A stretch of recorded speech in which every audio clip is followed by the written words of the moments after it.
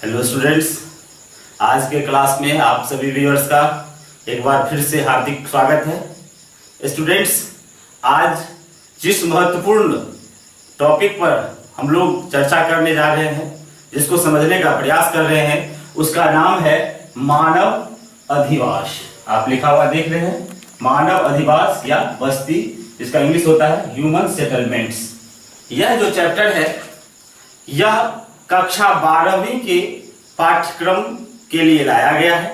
यह विभिन्न राज्यों के द्वारा जो संचालित बोर्ड है, उस बोर्ड के कक्षा 12वीं के भूगोल पाठ्य पुस्तक में समान रूप से उपयोगी है। मैंने यहाँ पर आपकी सुविधा के लिए जिस टॉपिक को समेटा गया है, उसकी एक सूची जारी की है। मैं इसे भी समझाने का प्रयास कर रहा हूँ, लेकिन सबसे पहले मैं खास तौर से बिहार बोर्ड के जो भी छात्र हैं, उनके लिए मैं एक अवलोकन करने के लिए एक बात कह रहा हूं कि मानव अधिवास या मानव बस्ती जो चैप्टर है, जैसा कि हम लोग पहले से जानते आ रहे हैं कि भूगोल की पाठ्यक्रम जो है वो 2 खंडों में विभाजित है। और मैंने एनालिसिस करके बताया था कि दोनों खंड के अंतर्गत ये जो चैप्टर है, जिसका नाम है मानव अधिवास या बस्ती, ये समान रूप से उपयोगी है। इसलिए मैं आज इस पर डिटेल से बात करने का प्रयास कर रहा हूं और आपको समझाने का प्रयास कर रहा हूं। आशा है मेरा यह प्रयास आपको सराहनीय लगेगा।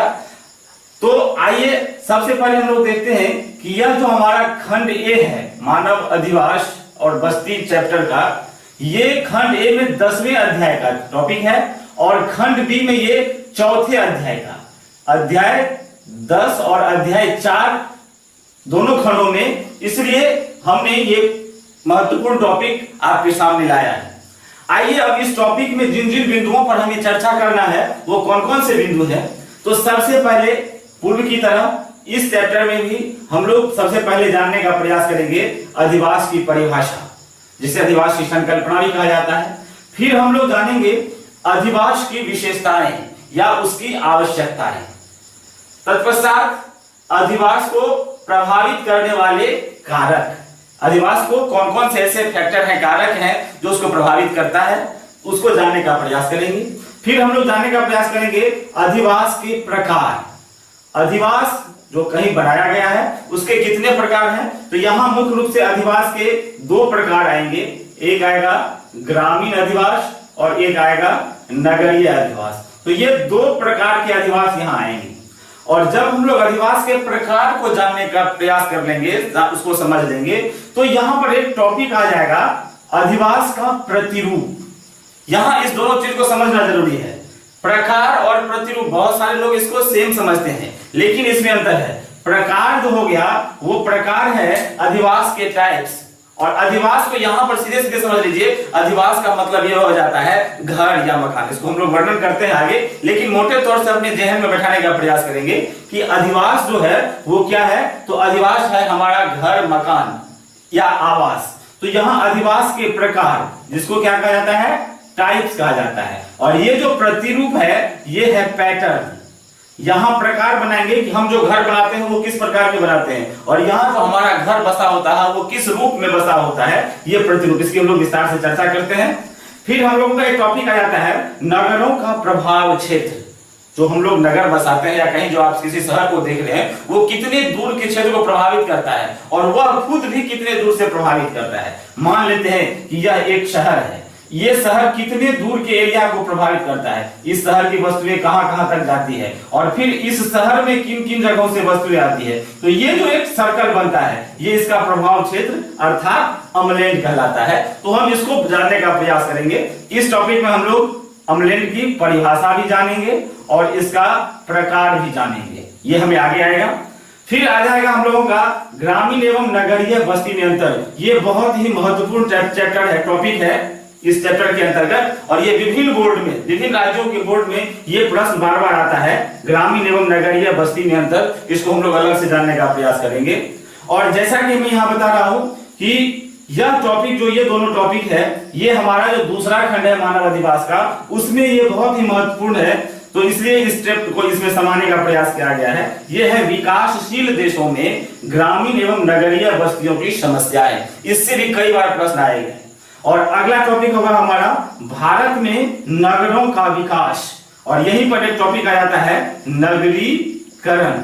तो इन सारे बिंदुओं को, इन सारे महत्वपूर्ण जो हमारे यहाँ पर अंकित टॉपिक है, इस पर हम लोग इस चैप्टर के अंतर्गत डिस्कस करने का, समझने का प्रयास करेंगे। तो अभी तक हम लोगों ने एक अवलोकन करा दिया कि इस चैप्टर में किन किन चीजों पे हमें डिस्कस करना है। इससे हमें होगा क्या, एक प्लॉट बनेगा हमारे अंदर। हम इस चैप्टर के अंदर की वस्तुओं को, विषय वस्तुओं को समझने का प्रयास करेंगे। तो आइए इस सीरीज में, अब तक हमारे अंदर एक भावना जग गई होगी, हम एक अपने आप को तैयार कर लिए होंगे मानसिक तौर से कि ये मानव अधिवास या मानव बस्ती जो चैप्टर है, इसमें हम लोगों को क्या क्या जानना है। ये जानना बेहद जरूरी होता है। इसलिए मैं जितने सारे वीडियो में आपको ये बताने का, समझाने का प्रयास करता हूं कि हमारा जब कॉन्सेप्ट क्लियर हो जाता है कि इस चैप्टर के अंतर्गत हमें किन किन चीजों पर, किन किन बिंदुओं पर डिस्कस करना है, तो वो चीजें फिर हमें समझने में बेहद आसान हो जाती है और वैसा चीज हमें जहां कहीं भी मिलता है हम उसे अपने में आत्मसात कर लेते हैं। तो आइए अब इस चैप्टर के अंतर्गत, जैसा कि चैप्टर का आप नाम देख रहे हैं, ये चैप्टर है मानव अधिवास एवं बस्ती। इसमें देर न कर हम लोग सबसे पहले अधिवास की परिभाषा जानने का प्रयास करते हैं। तो आइए अधिवास की परिभाषा जानने से पहले यहां पर हम लोगों को तीन चीजों को क्लियर करना होगा अधिवास से संबंधित बातों को जानने के लिए। वो क्या क्या है, तो इसमें एक टॉपिक आ जाता है हमारा आवास, फिर आवास के बाद हमारा अधिवास है, और इसके बाद एक और टॉपिक आ जाता है, वो है बस्ती। इन तीनों का डेफिनेशन जानने का हम लोग प्रयास करेंगे। तो आइए सबसे पहले हम लोग जानते हैं कि अधिवास क्या होता है।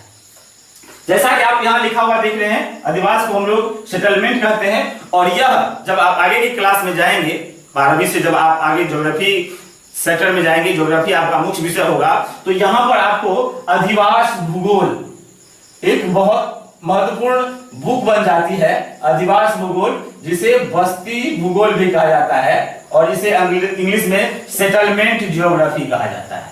ये आपका एक बहुत विषय अच्छा बन जाता है, जहां पर आप सिर्फ विभिन्न बस्तियों को और उसमें जाकर भ्रमण कर करके बहुत सारी जानकारी हासिल करने का प्रयास किया जाता है। तो आइए जान लेते हैं अधिवास क्या है।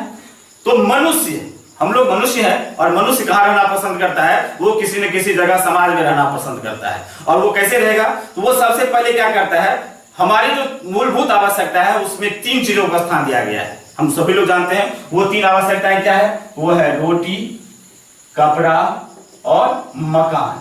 यहां मकान से ही संबंध है हमारा अधिवास का। तो आप देखिए परिभाषा कर रहा है कि मानव जिस स्थान को, जिस किसी भी स्थान को अपने आश्रय के लिए चुनता है, आश्रय का मतलब हो गया कि जहां वो ठहरता है, टिकता है। तो मानव जिस स्थान को अपने आश्रय के लिए चुनता है और वहां उपलब्ध साधनों से, अर्थात उस क्षेत्र में जो साधन उपलब्ध है से जिन मकानों, भवनों, झोपड़ियों इत्यादि का निर्माण करता है, उस आवास के समूह को अधिवास कहा जाता है।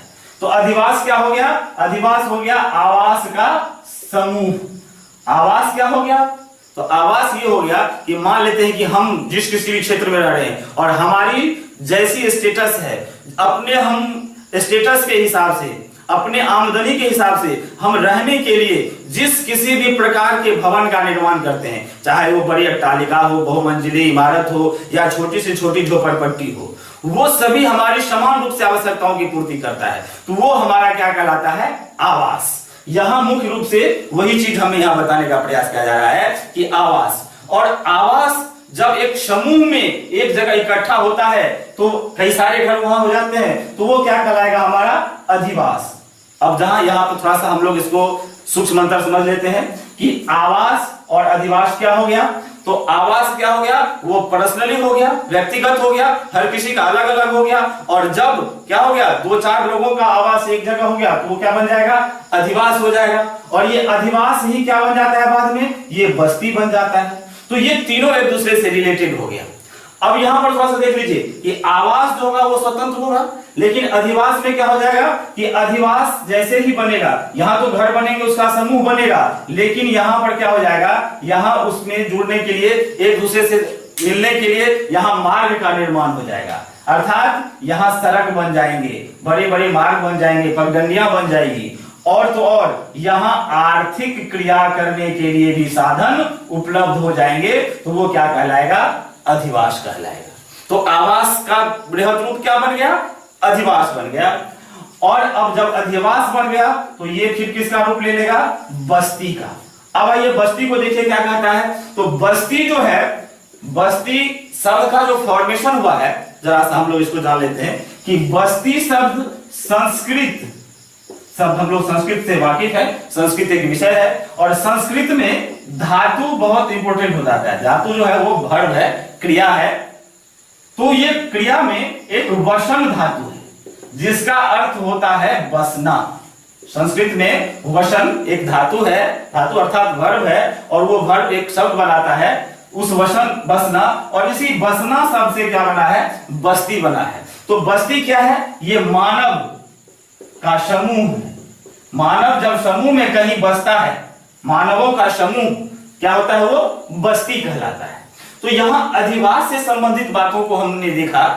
अब इस अधिवास से संबंधित एक बहुत बड़े विद्वान हुए भूगोल के, उसमें नाम आता है ब्लास का। ब्लास महोदय ने अधिवास से संबंधित एक परिभाषा दी है। उसमें कहा गया है कि अधिवास जो है वो मानवीय भूदृश्य के रंगीनियों को जोड़ते हैं।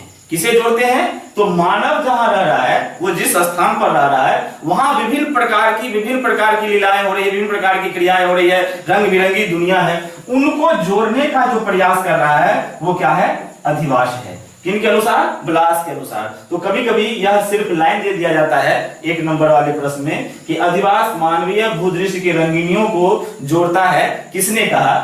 4 ऑप्शंस भी दे दिए जाते हैं वहां पर, तो ये ब्लास का हो जाएगा। या आपको परिभाषा के रूप में आ गया कि अधिवास से आप क्या समझते हैं, अधिवास किसे कहते हैं, तो आपने जो अभी तक समझा उसे अपने शब्दों में भी कह सकते हैं, या आप यहाँ पर जो लिखा हुआ देख रहे हैं उसे भी कहने का प्रयास कर सकते हैं। लेकिन उस आंसर के दौरान आप इस ब्लास महोदय का जो कोटेशन है, ब्लास महोदय का जो डेफिनेशन है, इसे दे देंगे तो आपका वो बहुत परिमार्जित परिभाषा बन जाएगा और वो बेहद अंकदायी हो जाएगा।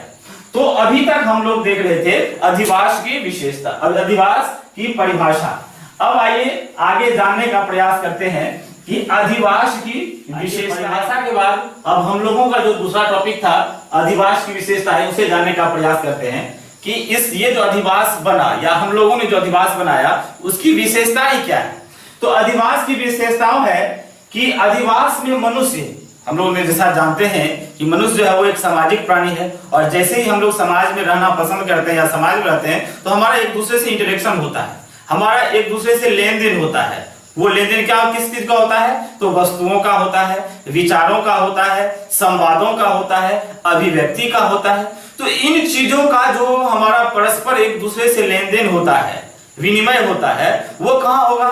कहीं किसी एक जगह पर रुक करके करेंगे, किसी आशियाने के नीचे करेंगे, तो वो चीज जो होगा वो हमारा अधिवास है। इसलिए पहला पॉइंट हमने लिखा है कि अधिवास में मनुष्य सामाजिक प्राणी की तरह आपस में एक दूसरे से वस्तुओं एवं विचारों का आदान प्रदान करता है।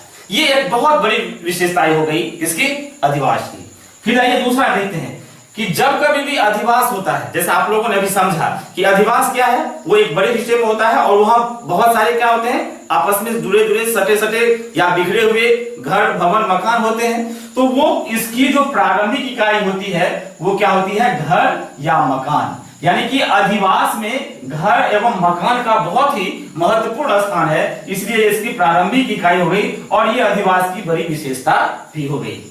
अगला पॉइंट है कि जब कभी भी अधिवास बनेगा, मान लेते हैं कि एक घर यहां बन गया, एक घर यहां बन गया, एक घर यहां बन गया, तो ये तो मनुष्य का अलग अलग आवास हुआ और ये जो पूरा है ये हमारा अधिवास हो गया। और इस अधिवास में हम यहां से यहां एक दूसरे से संपर्क साधने के लिए किसी तरह एक दूसरे से जाने का प्रयास करेंगे। तो यहाँ क्या करेंगे हम? यहाँ सड़कें बनेगी, गलियां होगी, पगडंडियां होगी, या जिस तरह की साधन हमारे पास उपलब्ध होगी हम उस माध्यम से वहां तक जाने का प्रयास करेंगे। तो ये भी हमारे अधिवास की विशेषता होगी। और सबसे बड़ी विशेषता जो है वो अधिवास की वो क्या है कि यहाँ मनुष्य अपने इच्छा अनुसार, अपने आवश्यकता अनुसार, अपने कुशलता एवं दक्षता के अनुसार वो क्या करते हैं? विभिन्न प्रकार की आर्थिक क्रियाएं करते हैं।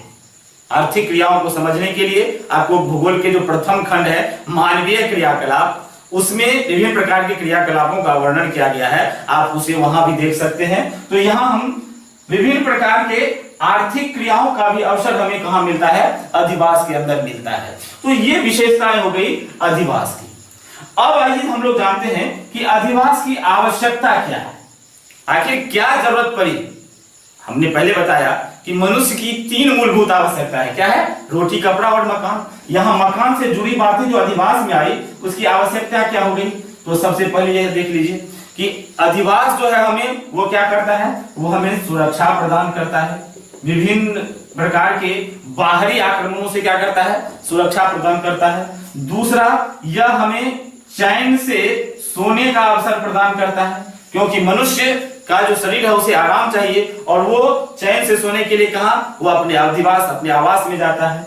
अगला पॉइंट इसमें आ सकता है कि अधिवास की आवश्यकता इसलिए भी बनती है कि यहाँ हम क्या बना सकते हैं, यहाँ हम देवालय बना सकते हैं, यहाँ हम विश्रामालय बना सकते हैं, यहाँ हम पुस्तकालय बना सकते हैं, यहाँ हम वाचनालय बना सकते हैं, यहाँ हम रंगालय बना सकते हैं। तो इत्यादि विभिन्न प्रकार के चीजों को बनाने के लिए कार्यालय बना सकते हैं। तो उसके लिए हमें किसकी आवश्यकता होगी, आवास की आवश्यकता होगी। तो ये सारे चीज बनाने के लिए हमें क्या महत्वपूर्ण हो जाएगा, अधिवास हो जाएगा। इसके अलावे हम लोग क्या करते हैं, बहुत सारे समाज में खेती कृषि की परंपरा होती है, तो वहां पर लोग कृषि के जो उत्पाद होते हैं उसको रखने के लिए, कृषि उत्पादों का भंडारण करने के लिए भी क्या होता है, हम किसका जरूरी लेते हैं, आवास की जरूरी लेते हैं। इसके अलावे और भी बहुत सारे इसमें आवश्यकताओं में जोड़ा जा सकता है कि अधिवास जो है, आवास जो है, वो हमारे लिए क्यों महत्वपूर्ण है। तो हम अपनी अपनी आवश्यकताओं के अनुसार उनको इसमें समा सकते हैं। तो ये हो गई हमारे अधिवास की आवश्यकताएं। अब आइए आगे इसको जानने का प्रयास करते हैं कि इसका जो अगला पॉइंट था, अधिवास को प्रभावित करने वाले, अब हम लोग जानने का प्रयास करते हैं। अगला जो टॉपिक है हमारा, अधिवास को प्रभावित करने वाले कारण। अर्थात जब कहीं किसी जगह पर हम लोग अधिवास बनाते हैं, अर्थात अब हम लोग सीधे समझ गए कि अधिवास का मतलब क्या हो गया। अधिवास को समझने के लिए अब सीधे सीधे हम लोग इस्तेमाल कर सकते हैं कि आवास, आवास अर्थात घर। तो घर को जो प्रभावित करता है, तो ऐसे कौन कौन से कारक हैं।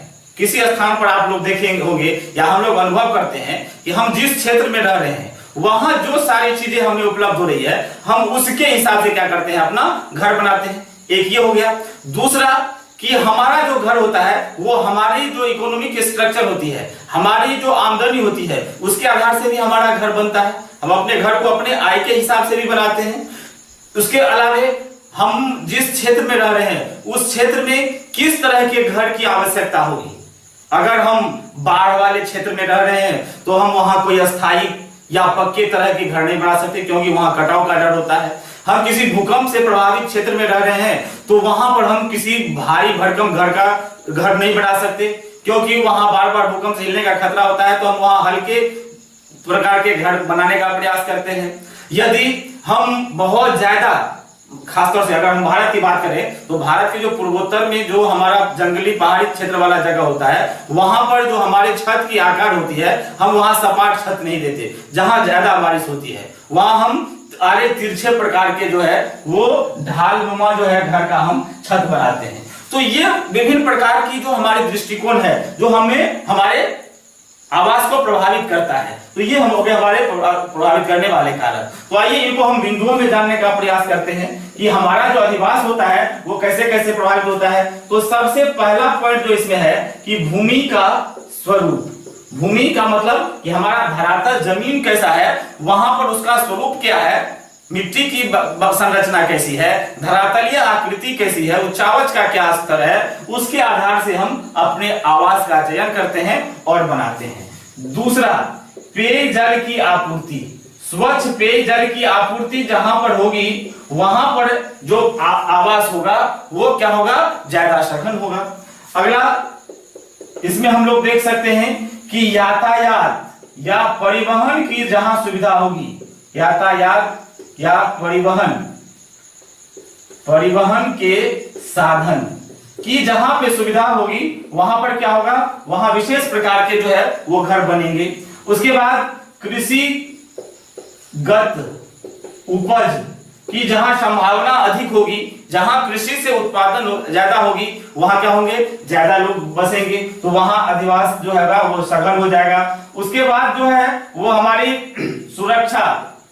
सुरक्षा के दृष्टिकोण से भी जो होगा, हमें जहां ज्यादा सुरक्षित हम महसूस करेंगे, हम वहां अधिवास बनाने का प्रयास करेंगे। इसके बाद हम लोग देख सकते हैं कि जीवन यापन के जहां बेहतर विकल्प उपलब्ध होंगे, या जीवन यापन के साधनों का जहां पर क्या होगा, बेहतर इंतजाम होगा, बेहतर सुविधा उपलब्ध होगी, हमारा अधिवास जो होगा वहां उस तरह का बनेगा। उसके बाद जो है, हम अगर यहाँ पे देखें तो बहुत सारे ऐसे जगह होते हैं जहां सूर्य की रोशनी की उपलब्धता ज्यादा होगी, अर्थात जो हमें प्राकृतिक संरचना के हिसाब से, प्राकृतिक बनावट के हिसाब से जल की रोशनी की इत्यादि चीजों की जहां पे व्यवस्था हमें समुचित तरीके से मिलेगी, ये क्या होगा, वहां पर अधिवास जो होगा वो ज्यादा सघन होगा और हम वहां बसना ज्यादा पसंद करेंगे।